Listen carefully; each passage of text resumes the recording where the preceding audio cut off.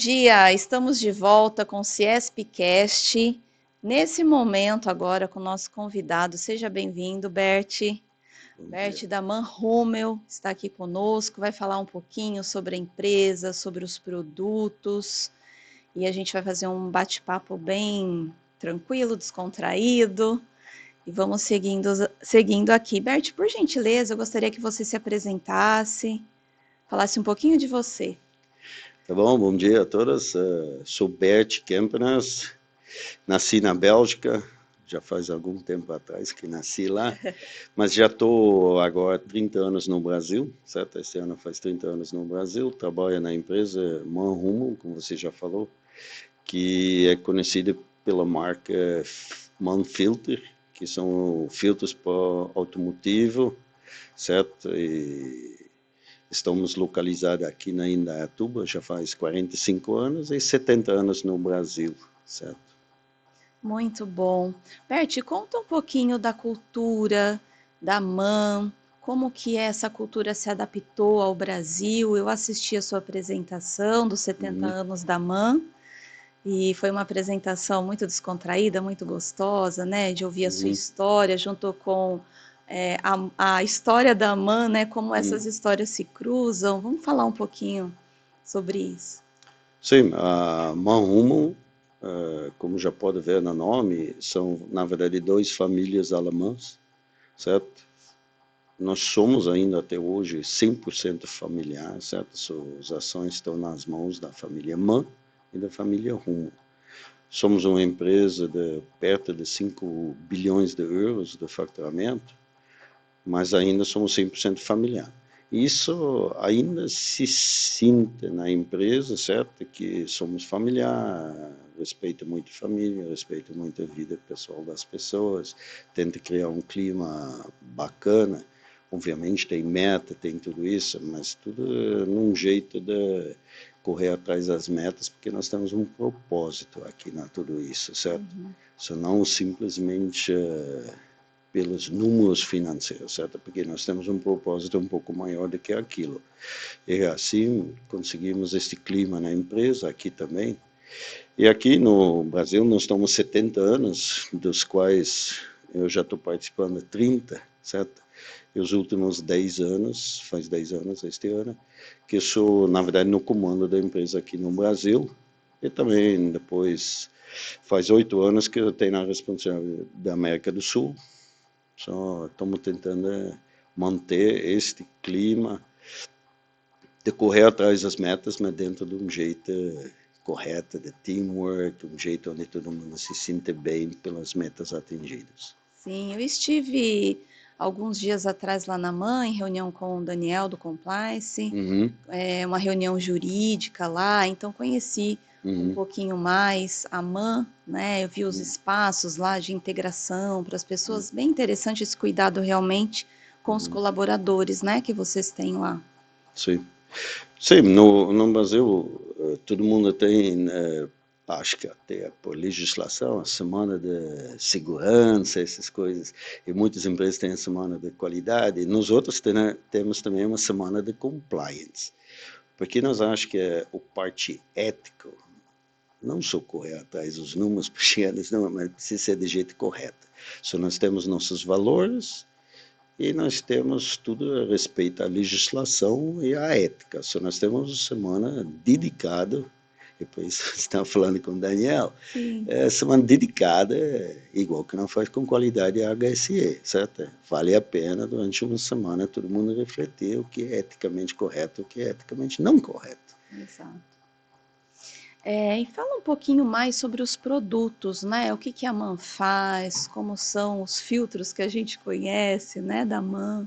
Aqui no Brasil, o Manhummel ainda está muito nos produtos tradicionais conhecidos de Manhummel, que são filtro de ar, filtro de óleo e filtro de combustível por motorização a combustão. Que, obviamente, no futuro, este volume vai diminuir, porque ele vai dividir espaço com carros elétricos, seja ele a bateria, ou seja ele a fuel cell, ou outras tecnologias que vão vir. Além disso, temos o filtro de cabine, que é independente de qual é a propulsão do carro, certo? Isso é uma linha que também estamos investindo muito, porque, obviamente, mesmo se vira bateria fuel cell, é um filtro que sempre vai precisar ser necessário. Uhum. Além disso, já faz, acho que quase 10 anos atrás, a MAN decidiu realmente focar na filtração. Só nós tínhamos outros produtos, que eram peças plásticas técnicas, que hoje em dia a MAN, na verdade, fez um carve-out e vendeu este negócio e focou na filtração. E a palavra transportation, ele sumiu da frase leadership in filtration. So, hoje, Maúmo tem uma divisão já razoavelmente grande, que está crescendo. Aqui no Brasil, ainda é muito pequena, que é filtração genérica. Pode ser filtração da água para a indústria, pode ser filtração da ar interna para empresas, salas de cirurgia, outras que são turbinas, a sala normalmente é filtrada também. So, este ramo Maúmo tentou. Aqui no Brasil, tivemos uma tentativa, por exemplo, na cidade de Indaiatuba, aqui, colocar 4 torres que filtram o ar da cidade.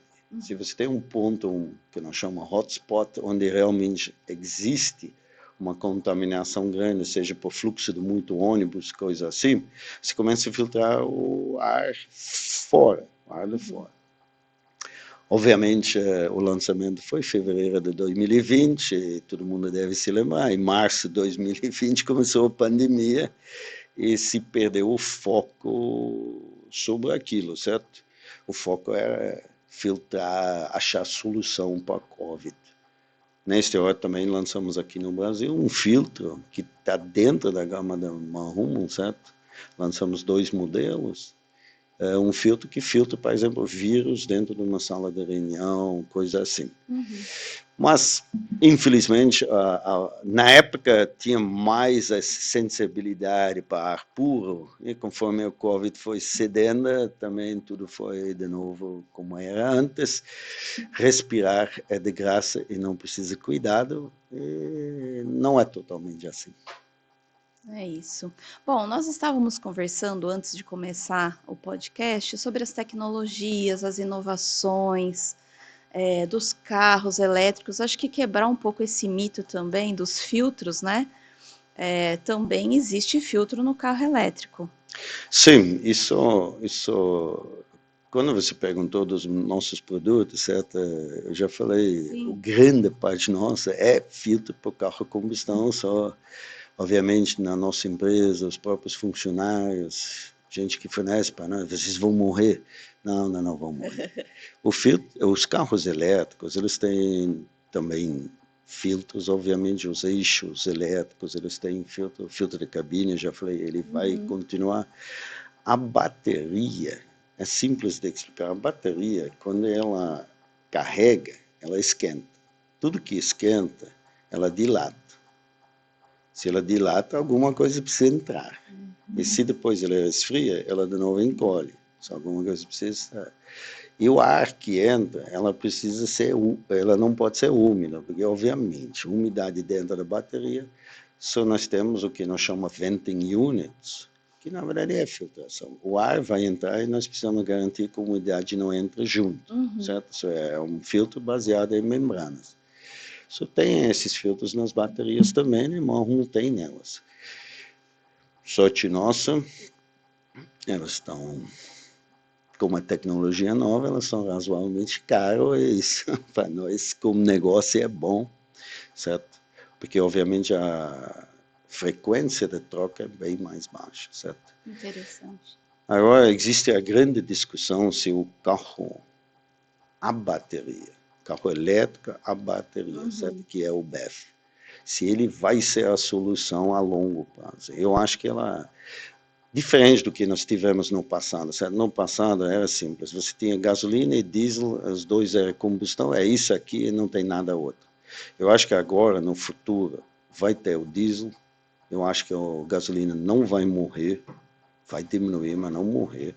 Vai ter o elétrico, a bateria, vai ter o elétrico, que nós chamamos fuel cell, a hidrogênio, e provavelmente vai ter outras tecnologias ainda a ser inventadas. E cada propulsão vai ter a especificidade dele, que serve para isso, certo? Por exemplo, carro elétrico num centro urbano grande, a bateria, acho que vai funcionar. Uhum. Carro elétrico, a bateria para fazer longas distâncias, acho que vai ser mais difícil. Last mile, se o caminhão é pequeno, é ideal a bateria. Agora, para levar peças de São Paulo para Belém, eu acho que vai ser o diesel ou vai ser fio celular hidrogênio, porque a bateria eu acho que ela vai ter muitas restrições neste sentido. Que, obviamente, para uma empresa complica, certo? Onde antes eu tinha um tipo de filtro para carro a combustão, no futuro eu vou precisar ter um portfólio muito maior de peças. Uhum. Diversidade, né? Sim. Diversidade. E falando nessa questão dos filtros, né? A gente já entra nessa questão do meio ambiente, que também é uma preocupação grande, né? Eu acompanho o trabalho de vocês e sei que tem essa questão do ESG muito forte na empresa. Gostaria que você falasse mais. Primeiro tem o aspecto ambiental que você já falou no produto, certo? Uhum. Soma Rumo hoje está dividido em duas grandes unidades. Uma é Transportation, que é tudo que tem a ver com carro, caminhão, trator, essas coisas. E a outra é Life Science Environment, que eu já falei, que são os filtros de vírus, filtros de filtração da ar, filtração da água, que é Life Science and Environment, que nós chamamos. Isso é produto. Sim. Depois tem, obviamente, a própria operação, que nós queremos ser sempre mais atentos ao meio ambiente, certo? Só nós temos metas para chegar em CO2 zero para nós e nós temos meta para nossos fornecedores chegar em CO2 zero um pouquinho mais para frente. Só tudo isso nós fica do olho, também a destinação dos sucatas, de lixos, estamos tentando cada vez mais que isso seja de um jeito reciclável, certo? Nós estamos em 97% de reciclagem, mais ou menos, do nosso lixo. E estamos trabalhando, obviamente, para chegar em 100%. Agora, dentro da ESG, tem muito mais que só environment, certo? Primeiro, ESG tem a ver com sustentabilidade, certo? Quando eu uso a palavra sustentabilidade, tem muita gente que imediatamente pula e põe environment. A primeira coisa para uma empresa ser sustentável ainda é fazer lucro. Se uma empresa não faz lucro, ela não é sustentável. A partir daí tem muito mais coisa, obviamente. Precisa olhar melhor o meio ambiente para ser sustentável. Precisa olhar o social, precisa olhar o governance para evitar corrupção, desvios de conduta, desvios de dinheiro. Porque tudo isso faz parte. E, obviamente, o mundo mudou. Antigamente, se alguma coisa errada acontece, ela ficava meio restrito. Hoje, o cliente, ou qualquer um, ele tem, através da internet, um amplificador gigantesco. É uma coisa que acontece numa vilarejo, no meio do Vietnã, amanhã todo mundo fica sabendo. As empresas tiveram que se adaptar e ser muito mais rigorosas. E por isso foram se adaptando. ESG, às vezes, está sendo confundido com... As empresas estão virando ético. Não, as empresas têm medo de ficar exposto numa notícia ruim que financeiramente afeta elas e por isso se adapta. Aqui no Brasil não tenta realmente ir além, mas é ética também. Se nós fazemos um monte de ações que estritamente por ESG não deveria fazer, estritamente pela legislação não deveria fazer, mas que eu, pessoalmente, nós na nossa empresa, realmente acredito que não deveria fazer, que é devolver para a sociedade. Porque a empresa, apesar de ele pagar todos os impostos, gerar emprego, ela consome muitos recursos da sociedade. Ela deveria retribuir para a sociedade, que é, na minha opinião, pessoalmente minha, deve retribuir. E aqui eu gostaria de usar este podcast para mandar uma mensagem para os meus colegas, certo? Fique à vontade. Faz mais que 30 anos atrás, com os políticos, que às vezes com razão, às vezes não, nós gostamos de criticar. Mas 30 anos atrás, mais que 30 anos atrás, elas fizeram uma legislação onde você pode usar parte dos seus impostos para destinar a projetos sociais. A quantidade das empresas que fazem isso, a quantidade de pessoas físicas que fazem declaração completa de imposto de renda que fazem isso, é pífia depois de 30 anos. Não chega nem a 1% de quem pode faz. Eu sempre acho, antes de criticar os outros, faça o seu. Só que fica a dica. Use a lei de benefício fiscal, use a sua declaração pessoal do imposto de renda para doar na sua cidade, onde você esteja, acompanhe os projetos e melhora o Brasil. Sim, nós temos incentivado esse trabalho aqui, nós, o CIESP, né? Porque nós temos várias ONGs aqui que trabalham muito forte, ativamente, né? Junto à sociedade, até nessa questão do recrutamento e seleção, que hoje em dia é uma dor muito grande, né, das empresas, a falta da mão de obra. Então, nós temos muitas empresas aqui que buscam, né, o RH, gestão de pessoas, o próprio ESG, dentro desses atributos, a buscar essas ONGs e fazer uma parceria. Olha, eu vou dar o treinamento para as pessoas que você tem aí, que estão em vulnerabilidade, a gente resgata essas pessoas, eu coloco dentro da fábrica para trabalhar dentro da fábrica, é uma solução, né? Nós já tivemos aqui depoimentos sobre isso, inclusive eu já deixo o convite para a Man voltar para cá, para falar mais sobre essas questões, mais sobre a questão social também, governamental, sobre as boas práticas. Nós temos um grupo muito forte do CESP aqui, do ESG, e a gente tem falado bastante para justamente quebrar essas barreiras, né? E cruzar esse conhecimento, essas informações das grandes empresas que já fazem, e mostrar para as pequenas e médias empresas que é possível também elas iniciarem esses projetos, esses trabalhos e também se incluir, né, nessa de mãos dadas aí para que a gente supra essa necessidade não só da mão de obra, mas que devolva, né? Como Sim, você disse, Bert, isso é sim. importante. Como tudo na vida, quando você devolve, o outro lado devolve de novo outras coisas. Realmente entramos, como nós somos uma empresa familiar, como eu acho que isso é a coisa certa de se fazer, devolver para a sociedade, e começamos a fazer esse serviço. E não foi intuito disso, mas o que aconteceu é que eu ouvi meus colegas de outras empresas reclamando da dificuldade de achar funcionários. Engraçado que na minha empresa nós não temos problema para achar ninguém. Cada vez que nós temos uma vaga, eu tive dezembro do ano passado, tive uma abertura para o gerente de qualidade, certo? Quando nós chegamos em 450 aplicantes, nós simplesmente não aceitamos mais aplicantes, porque ia ter coisa demais para ler. Só quando você realmente do coração faz esse negócio, devolver para a sociedade, e a sociedade, de um jeito ou outro, também começa a reagir diferente em relação com a sua empresa. Eu acho que é uma mão dupla, a coisa certa de se fazer. Muito bom. Bom, ficaria aqui muito tempo com você, um papo muito gostoso. Sei que a gente aprende muito, né, com essa troca, mas eu sei também que você tem compromissos. Então, eu quero pedir para você deixar uma mensagem, né, para o público que está nos assistindo nesse podcast. Bom, eu estou no cargo de liderança, já faz uns 30 anos agora que eu estou no cargo de liderança e sim, comecei o cargo de liderança a focar na técnica e nos números financeiros.